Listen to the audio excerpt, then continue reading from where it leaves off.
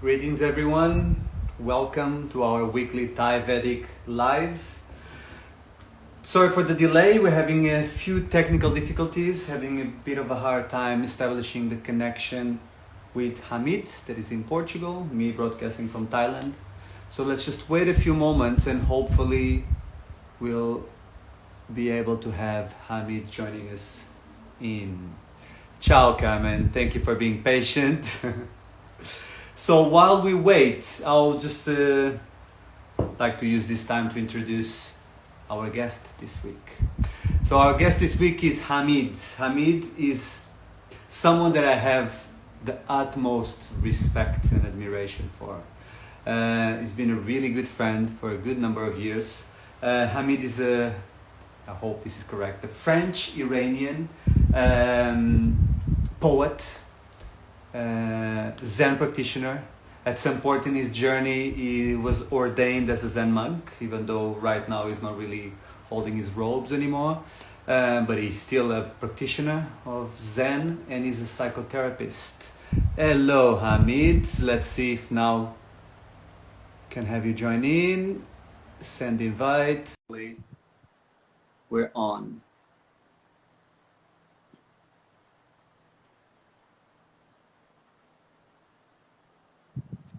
Connecting. Welcome, welcome. How suiting that to establish this connection, so much Zen was needed. Good morning to you, sir. How are you? Good morning or good afternoon, Sebastian. I'm well, thank you. Yeah, finally we were able to get this going. Technology. So I was using this time, I don't know if you were listening, I was introducing you, and I was introducing you as, well, first and foremost, a good friend, someone that I'm very grateful to be able to call a friend. You've been a good friend, you've been a good teacher. You're a practitioner of Zen, a psychotherapist, a poet, a father, a husband. It's exceptional, at least in my eyes, an exceptional human being. So very, very honored and very grateful that you made the time to have this chat and share your point of view here with us. Nice to be with you here and with your friend, Sebastian. So, I have a few questions for you. And I think a nice question to open up with is, perhaps a big question, but what is Zen? Because this is something that is part of our lexicon. It's a word that in the latest, at least decade, has become something that we throw around in very mundane conversations. Can you be more Zen? Finding my Zen. Zen.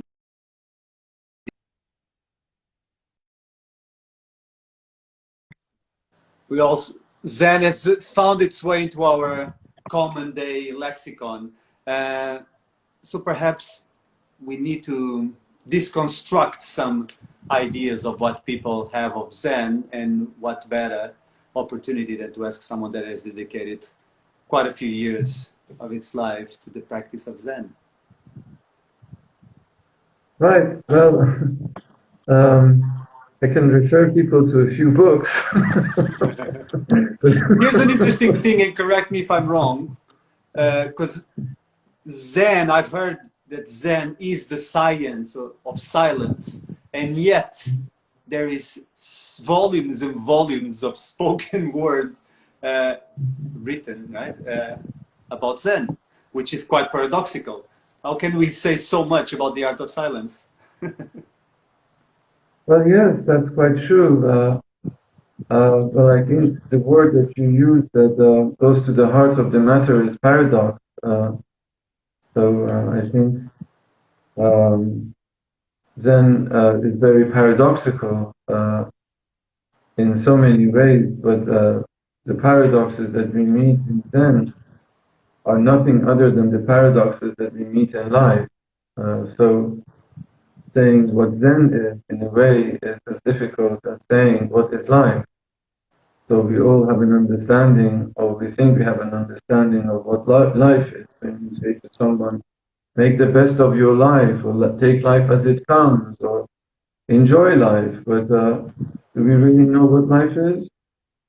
We have some ideas, but we don't really know what it is. We explore.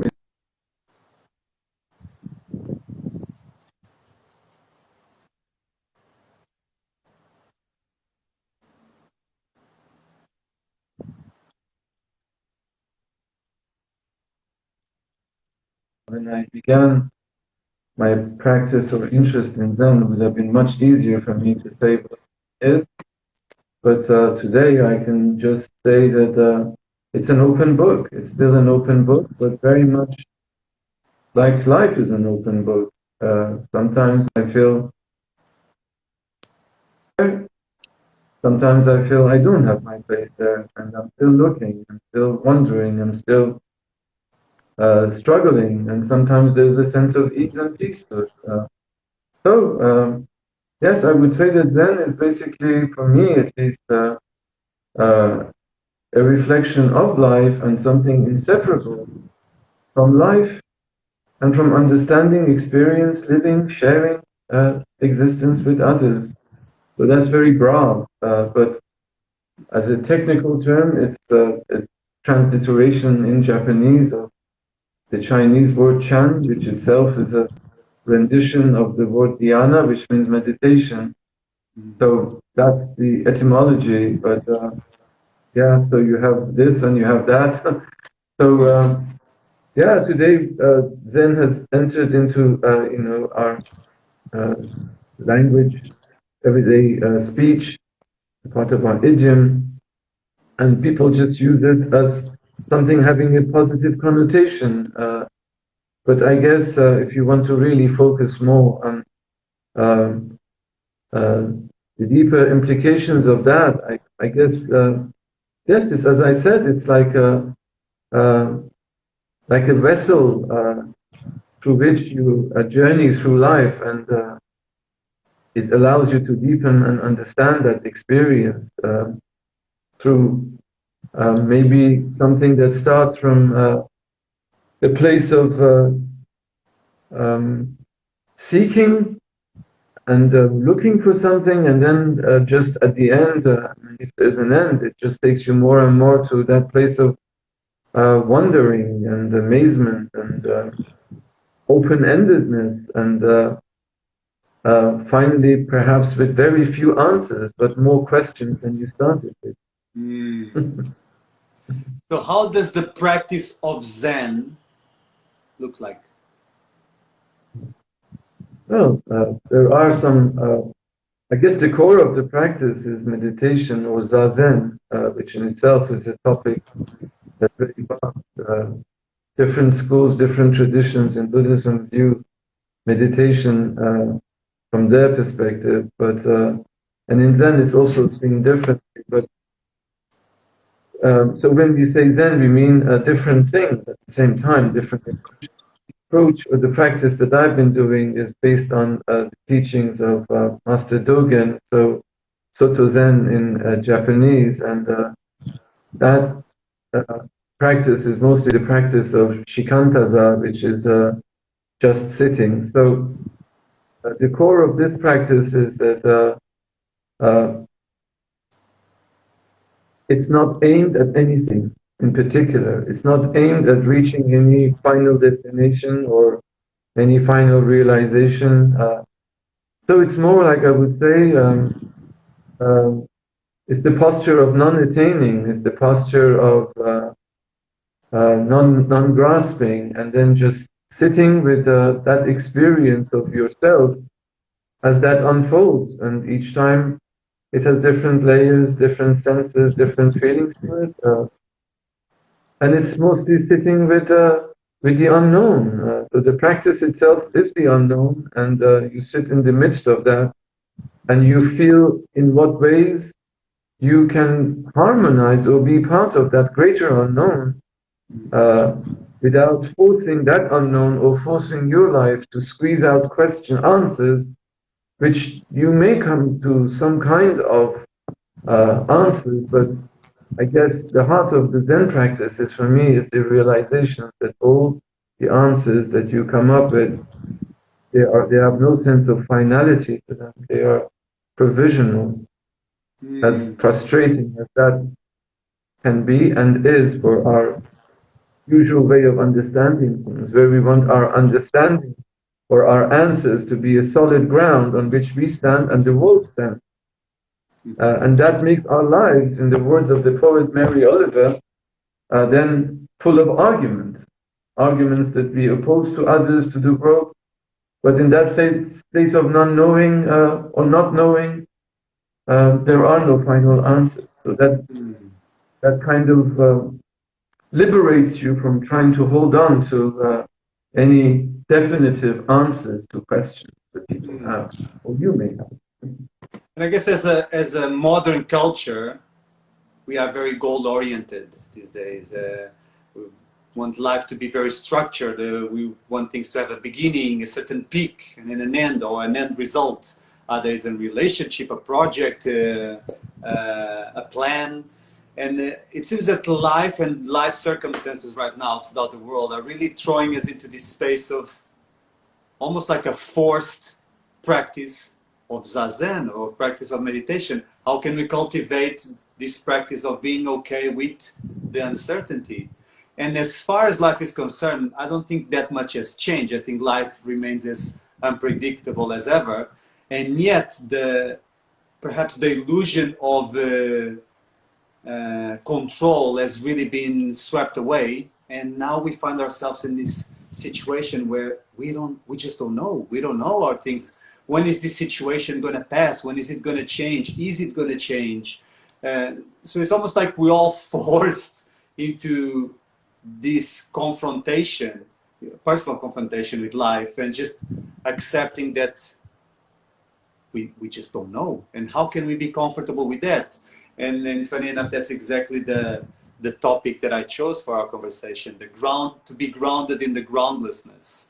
How can we be okay with that not knowing? And in a way that sounded exactly like your description of zazen and meditation.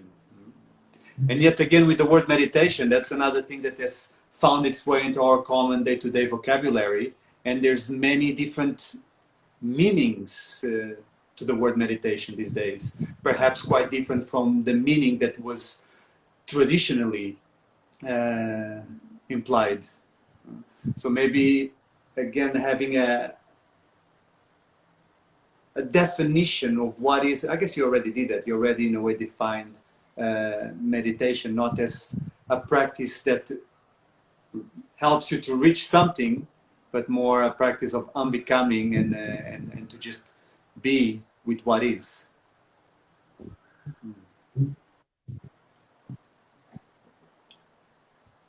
I guess, Sebastian, meditation. Go ahead. I guess, Sebastian, not that I said much, but I think in the little that I said, I just told you all I can say about this practice and about that. So we can just turn around that or end the conversation. We can. Well, actually, what I would like to say is to people listening, at any point that you feel inclined, do write your questions and we'll check them and read them out loud and see what Hamid has to say about it. So at any point, feel free to write your question. To go back to what you said, just because you picked that topic, which I think itself is something we had discussed a few years ago, that being grounded in the groundlessness, that paradox. I wanted to share this thing that Jung wrote at the end of his autobiography, so the last page of his autobiography. At the end of his life, basically, I think he finished his autobiography when he was 81 or 82, and he died the year after. And this is the last page on his autobiography, so pretty much the last of what he wrote, perhaps. So this is something a friend shared with me. So he says, I'm astonished, disappointed, pleased with myself. I am distressed, depressed, rapturous.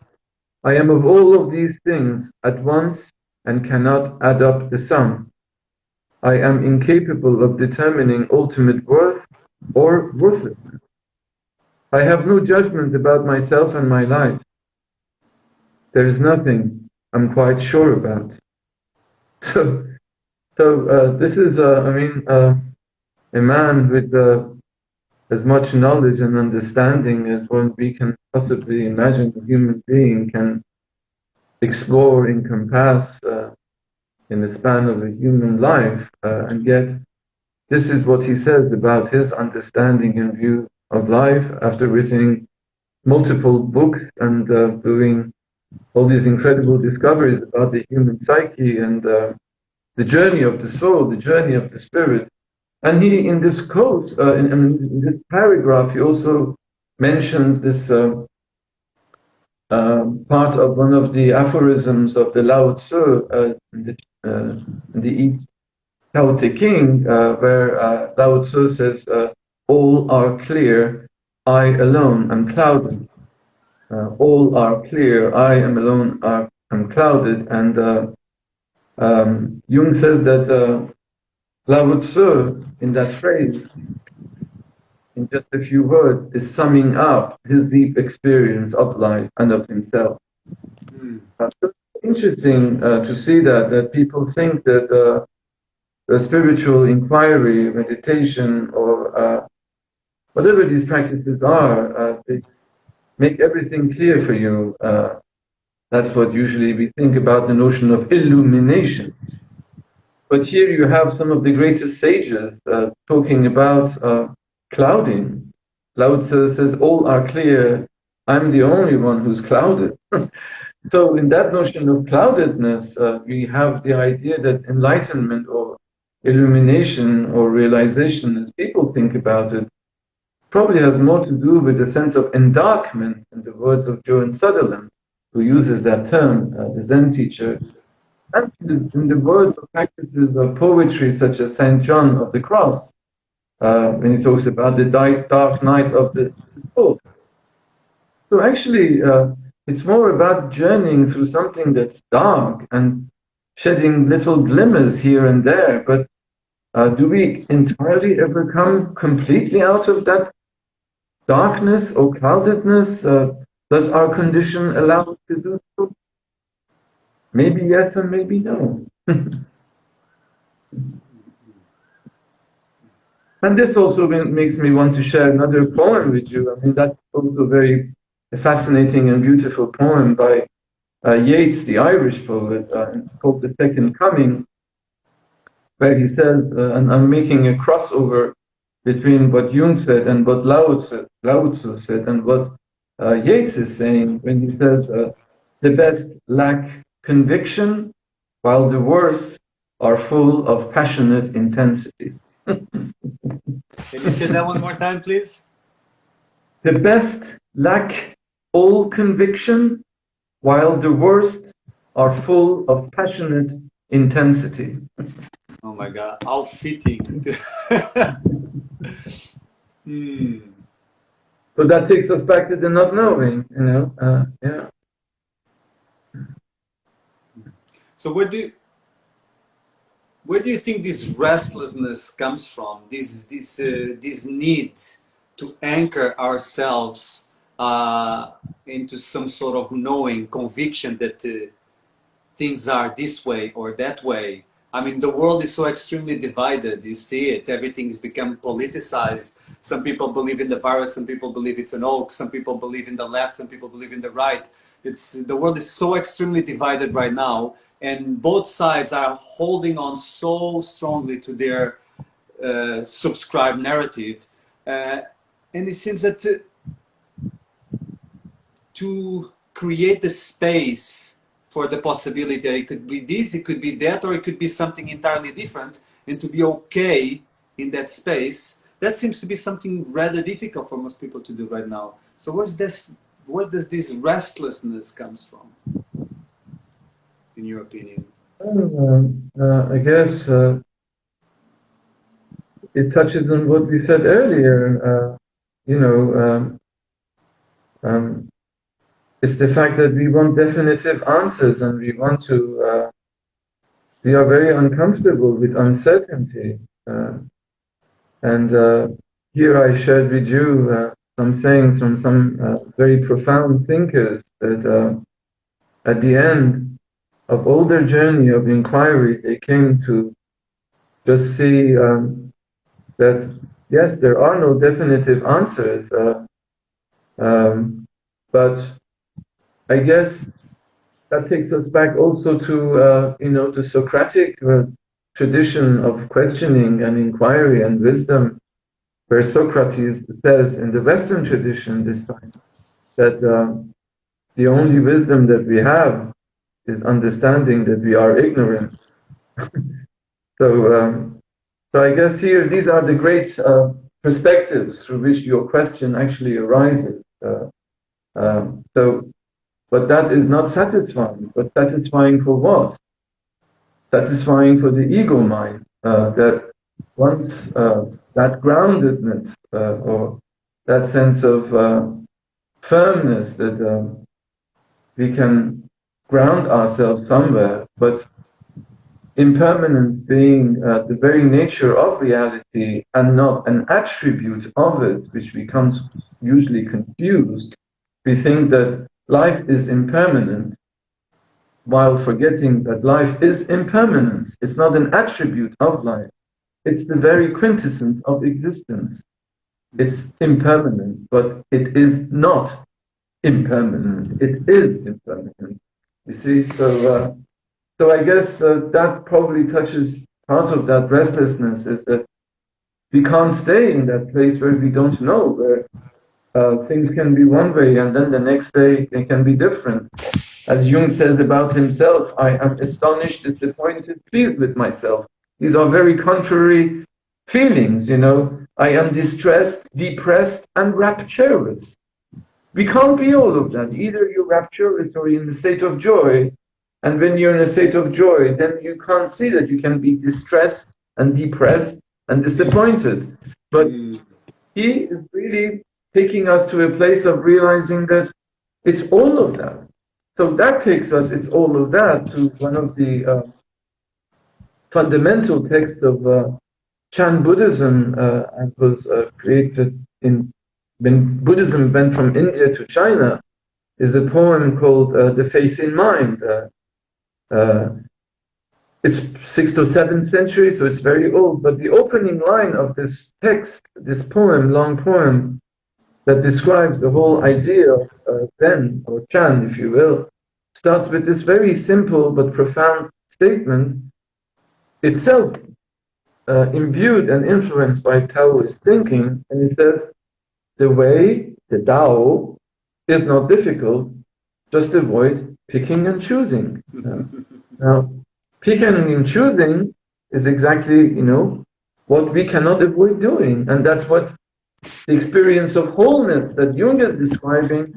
He is coming from a place of, I don't have to choose between my misery and my glory, between my happiness and my sadness. I can be in the place of no choice, choicelessness, and when you are in that state, then you just live experiences, and sometimes it's beautiful and sometimes it sucks. But when it sucks, we have aversion towards that. And when it's beautiful, we have craving towards that, which is how the Buddha describes the core emphasis in samsara, which is this pendulum that's constantly going between the aversion and the craving. But when that pendulum starts to ease a little bit, then you're in a state of not so much picking and choosing and just probably experiencing what arrives with an extra overlayer of resistance, reaction in terms of wanting or not wanting what avails itself to us in life. Great. We have a couple of questions here. Let me read them out to you.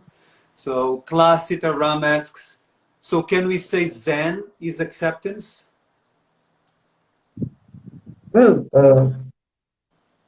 I guess acceptance is part of it, but acceptance in, like in the way that I just mentioned something to you, acceptance in the sense that it's a journey through acceptance, but it's not a journey, but it's not something like, oh, now once and for all, I have accepted everything, that's quite presumptuous. We come more and more towards acceptance of ourselves, and we stumble on that because of the resistance towards accepting ourselves, because accepting the disappointment, the distress, and all of those things, the judgments we have, it takes a lifelong to come to that acceptance. And acceptance of life and acceptance of others. I would say it's a journey towards acceptance, but I don't think that acceptance is ever 100% and full. To be more honest, or at least I can speak for myself, and I will say that I can speak for myself and say, yes, it is a journey of acceptance, but I stumble on that many times. Alpenglow Adventures asks, Hamid, when Lao Tzu said all are clear, do you think he was referring to life or the way rather than others? I don't know exactly what he meant. I think when he says all are clear, he was probably speaking, comparing himself with those who detain knowledge in that aphorisms, those who think they know, because that's the very beginning of the Tao Te King. And the Tao that can be spoken of is not the Tao, or he who knows does not speak. He who knows speaks, but he who knows does not speak. So when he says, all are clear, I am alone clouded, you can only understand this statement at the beginning of the Tao Te King, where he makes it very clear that a man of the Tao is a man that who does not know. And those who are in the position of knowing, those who claim knowledge, those who advance themselves as retaining understanding, wisdom, are those, according to him, who actually do not know. Because they don't know, it makes easier for them to speak of everything, including the Tao, but the real sage is the one who knows that he does not know, like Socrates. So then he says, the Tao that can be spoken of is not the real Tao, because human speech, human understanding cannot get to the bottom of that.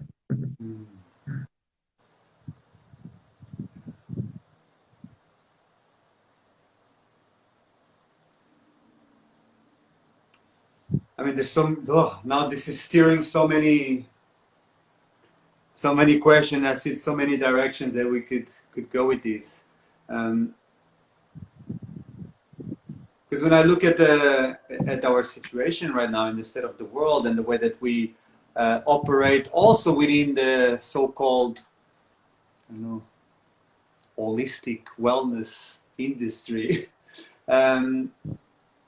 there's so much of that claiming the truth, claiming to own the truth, to know the way, this method, this wisdom, this technique, this knowledge, and this is so distant from the way that knowledge and teachings were handled in a more traditional way, where it seems like traditional teachers, their main role was not necessarily sharing the knowledge, maybe even more preserving and protecting the knowledge.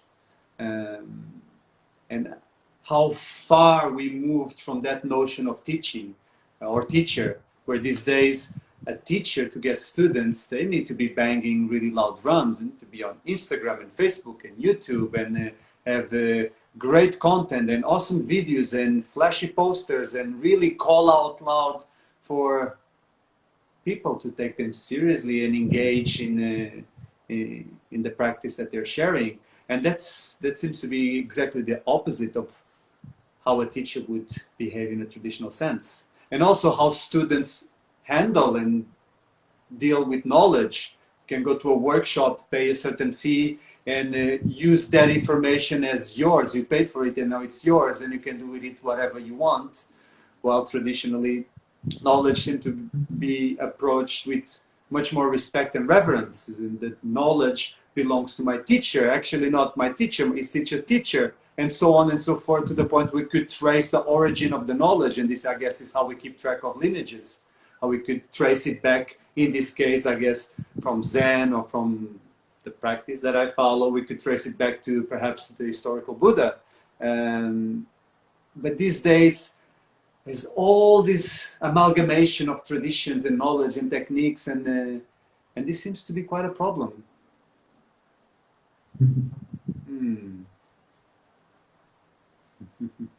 That is true. Acceptance.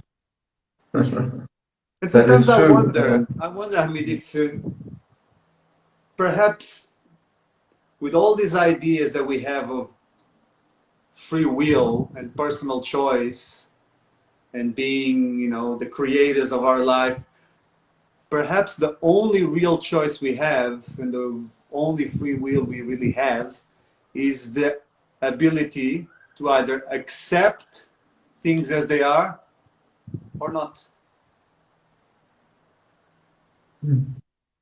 Well, you know, I think when we pose things in such ways, like, is then like about acceptance, or is it about this journey is about accepting things or not accepting things? I think we need to have some context around that, and that is that, well, as I said, why do we need to even say it's this, is this, or is this that? That's again, you know, wanting to find some definitive answer. So when someone says, is Zen the acceptance? If I say yes, it's acceptance, I've offered an answer. And that can be satisfying for that person. But what does that mean? What does that mean that I just understand that this is about acceptance? As I said, it's more like a journey. Now, when you start that journey, this takes us back to a very celebrated Zen saying, or by a teacher who says that when I started my journey, mountains looked like mountains and rivers looked like rivers. And after years of practice, mountains no longer look like mountains and rivers no longer look like mountains. And he says, but now that I'm quite old, probably he would have been at the same point that Jung was when he wrote that last page of his biography. He says, now when I look back at mountains, I just see mountains, and when I look at rivers, I just see rivers.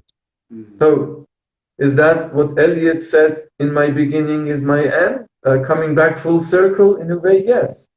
In the back, we, you know, and T.S. Eliot also says that in the Five Quartets. It says the whole point of the journey is to come back to where you started, but starting that place for the first time. So I think these images, these ways of looking, I think they give us a better sense of what this is about. So the master who says in the beginning, rivers were rivers and mountains were mountains, he's speaking probably about an ordinary way of looking at things.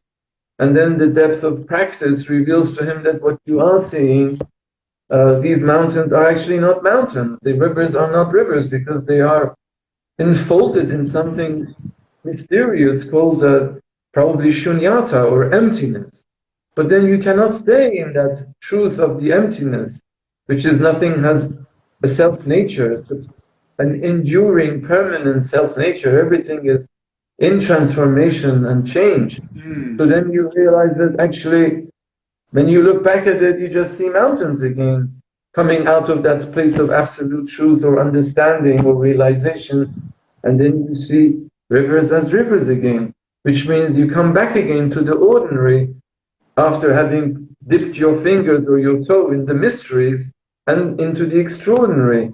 So coming back to the ordinary means that we come back to where we started, as that poem of Eliot says, but probably doing it for the first time means that we have a sense of wonderment and we have a sense of amazement And now that takes us to another poem by Mary Oliver, who says that I am this bride. When I die, I want the universe to say that I was a bride married to amazement. And I think that's a beautiful way of saying it.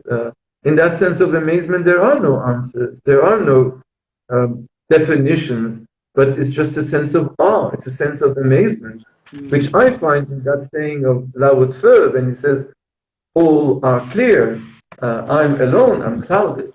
I'm clouded because I am in something that has so many ways of looking at it, so many ways of experiencing it, and there is no one way of doing it that will encompass and offer a definitive perspective and say, this is it, and this of what this is called the truth. And what that truth is, we don't know. And I think that's the closest we can come to it. And yes, after all these words, after all these definitions, after all these experiences, we go back to silence. So in Buddhism, they talk a lot about having a right view. And having a right view anchored in what they call the characteristics. And the first characteristic you mentioned quite a few times here is the nature of impermanence. So how do you see this? Having right view is not having concrete answers, but having this understanding, perhaps, that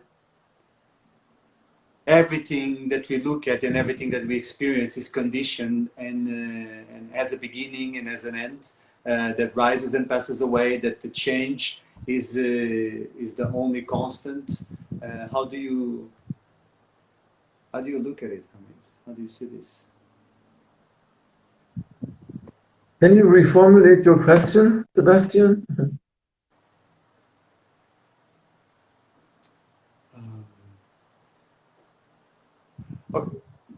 How do you see a parallel in the Buddhist understanding of having right view and the notion that we have of truth?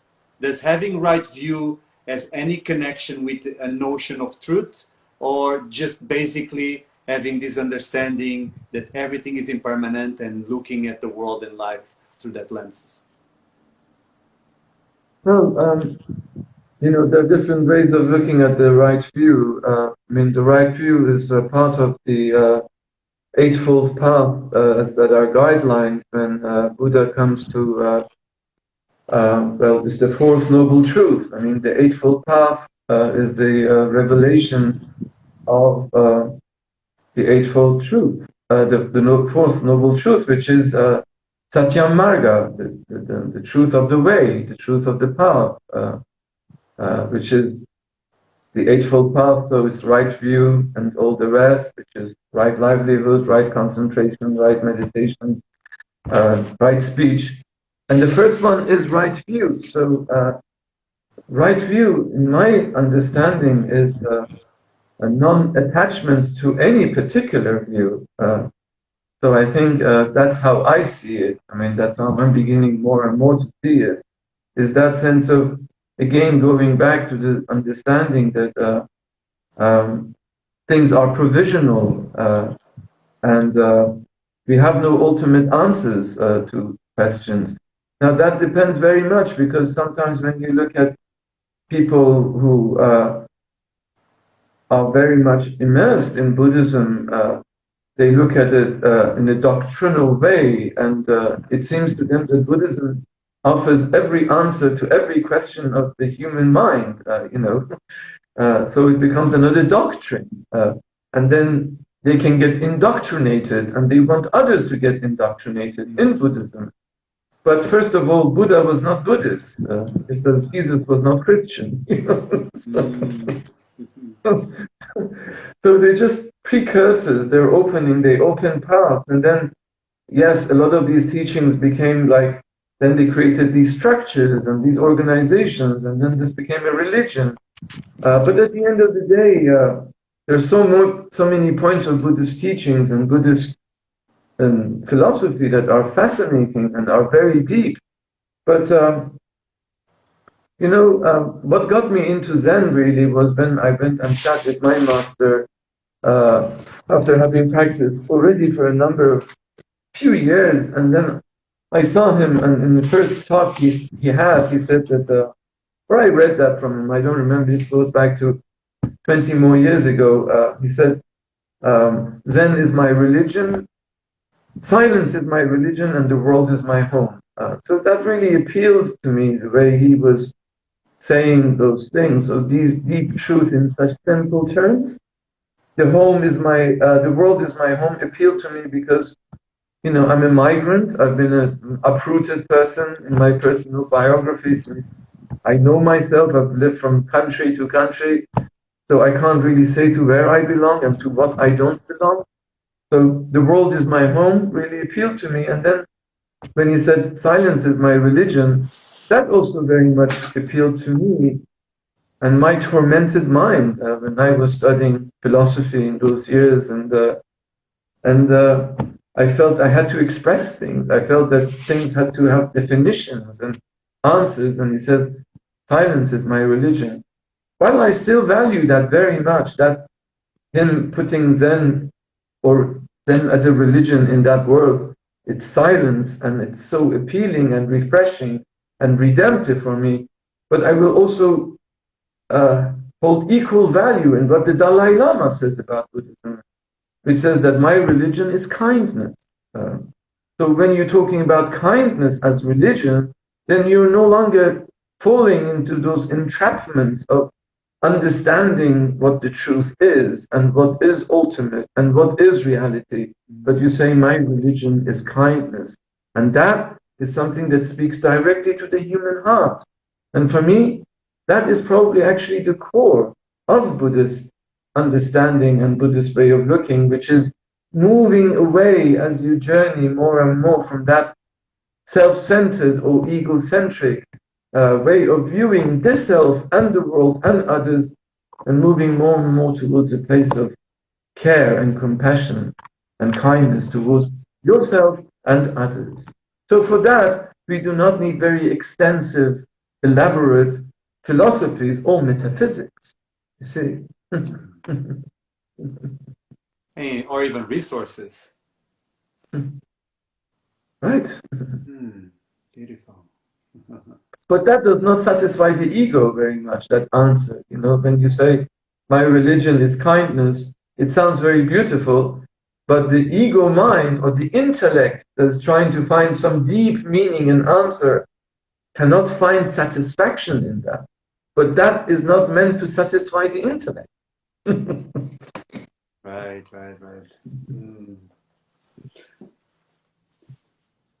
I remember a message that you sent to me some years ago, I think on my birthday. And I don't remember the exact words, but it was a message that really struck a chord, where you basically were mentioning living in a way, or embracing a way of life as a practice of extending ourselves beyond ourselves, and to live in that state of service. I don't think this was your exact words, but this is kind of how I remember it. And those were words that really, they hit home, and perhaps they don't satisfy the ego, but they definitely satisfy, and they bring some sort of deep contentment. Because if I am to think of the best version of myself, and now I'm judging myself, but all even better, when I'm happiest, I'm probably happiest when I'm being nice to people. When I'm extending myself beyond myself. Right. Right. Which I guess Right, it is the religion of kindness right there. I mean, this is really central, I think. And it has been said by sages and masters in different ways. I mean, there are views of spirituality as if spirituality is something to liberate us So through some deep, profound experience, suddenly it's almost like we awaken from this illusion and we loosen the moorings and we are free. But that I understand that personally has little appeal to me because in Buddhism or in the latter development of Buddhism, what you have is the figure of the Bodhisattva, who is this being on the verge of enlightenment or personal liberation, but who decides to stay in this samsaric world, in this world of strife and struggle and uncertainty and difficulty, in order to help others. So that is his life mission, is just to be here and extend himself to others. And that's the vow of the Bodhisattva. It's the vow in Mahayana Buddhism is that as numerous or countless as beings are, I make the vow of saving them all. That's a vow. It's not going to happen, but the vow is like a direction, it's an opening, and it gives you a sense of where you want to go with your life. That's how I see a vow. So, yes, is it like you liberate yourself, or is it like, no, we are all in this together. We are actually in the same boat, and you can't jump off this boat in order to attain the shore of liberation, or you can try to do that, but maybe that's the illusion that you are in some fundamental way separated from others. That's, I think, the deeper philosophical understanding in that simple phrase of the Dalai Lama, kindness is my religion, is the deepest revelation of Buddhism, which is the interconnectedness of us with all things and all beings. So that is, when we realize that the only way that can come about, that experience that we achieve or we realize or we come upon or stumble on, called shunyata, which is that everything is empty of self-nature, of any defining entity that is permanent, then that actually opens your heart. And then you have karuna or compassion that manifests itself. So then it's like, look, don't worry. You don't have to hurry anywhere. We are walking this together. And that sense of togetherness, I think it's what is probably most profound experience that we can encounter in life. And yet, in a culture that's prone so much striving, competitiveness, where we think that we need to achieve, we need to become excellent or excel and reach some level of perfection. I think when we realize that we are all in this together, and no one is going to save their own ass on their own, and it's not about saving your own ass anyway. I think then we can relax a little bit,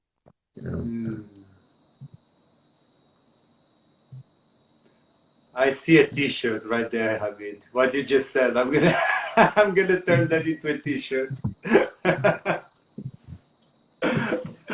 Wonderful, wonderful. Hamid, there's another question here that I'd like to read. Again from Alpenglow Adventures.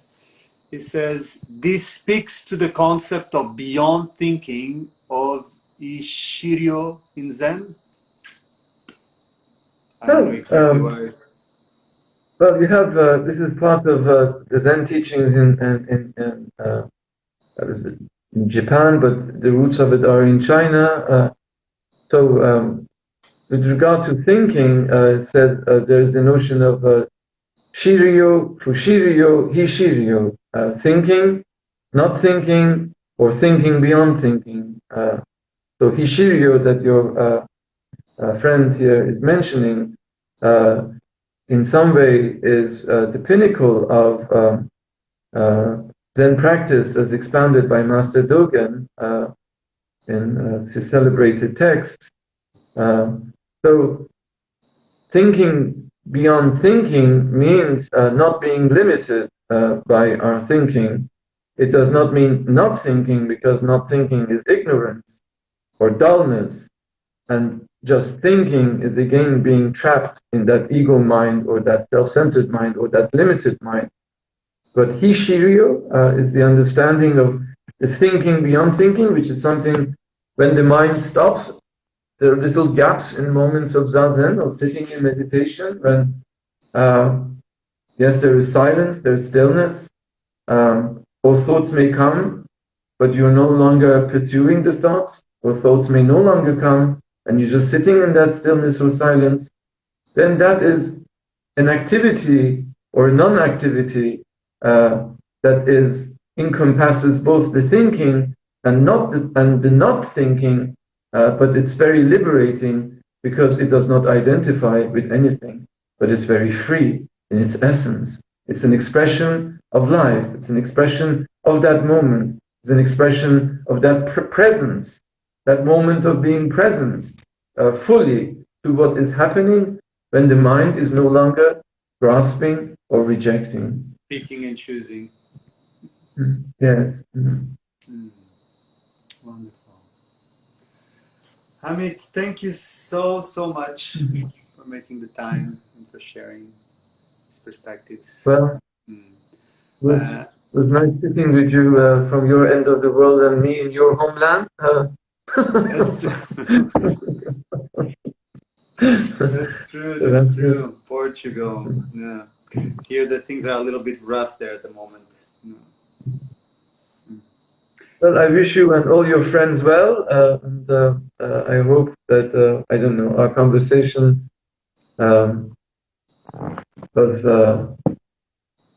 was something that they enjoyed.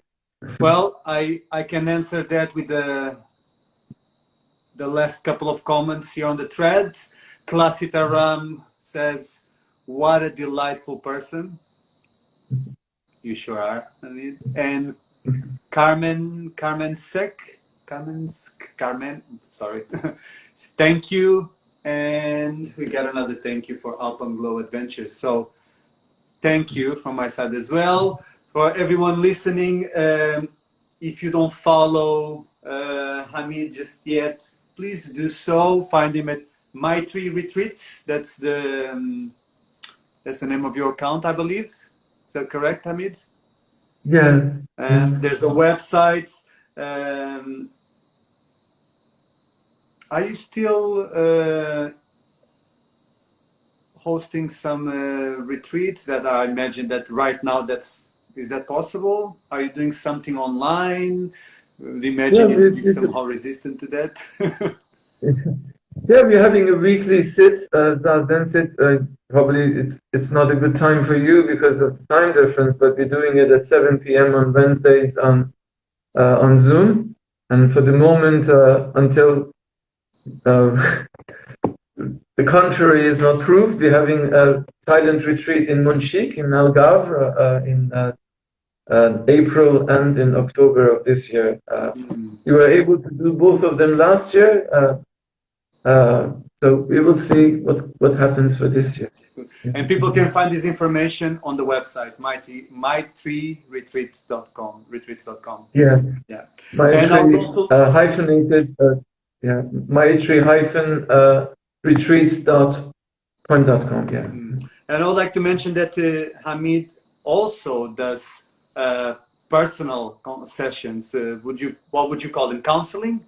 Psychotherapy with Buddhism, Zen, philosophy, and personally I can say that there's been several times where Hamid has been the light at the end of the tunnel and provided a lot of help, insight and guidance during difficult moments. So it's someone that I really recommend reaching out if you feel that you are in a place where you could benefit from some perspective and guidance. Thank you for that, Sebastian. Just a clarification. Well, I've done the psychotherapeutic course training, so I'm trained as a psychotherapist. But the more I practice this art, which is an art and not a science, to go back to is then the science of religion. The word science, you have to take it with a grain of salt. I prefer the word art, at least for this craft, which is psychotherapy. I have questions about what psychotherapy could itself define in a way that it's limiting, because psychotherapy means therapy, healing of the soul. But for you to heal someone's soul, it means that they have to be in need of healing in a way that is true, but at the same time, that can also be limiting, because it's probably more about a journey or accompanying someone. So I see myself more in that role as a fellow traveler, going into places that maybe it's difficult to go on one's own because of resistances, because of fears. And so that's what I sometimes see myself better as describing. But Well, it's been an absolute honor to have journeyed with you, and hopefully we're going to keep on journey together. And I hope so too, Sebastian. I hope mm, so too. I wish you all the best, okay? And thank you for this opportunity to be with you and your friends. thank you for taking the time, everyone listening. Thank you for joining. Stay tuned. Send us your suggestions for topics for future talks. Follow us on our channels at the ThaiVedic on Instagram, Facebook, YouTube. Stay connected. Take good care of yourselves. To be continued. Thank you.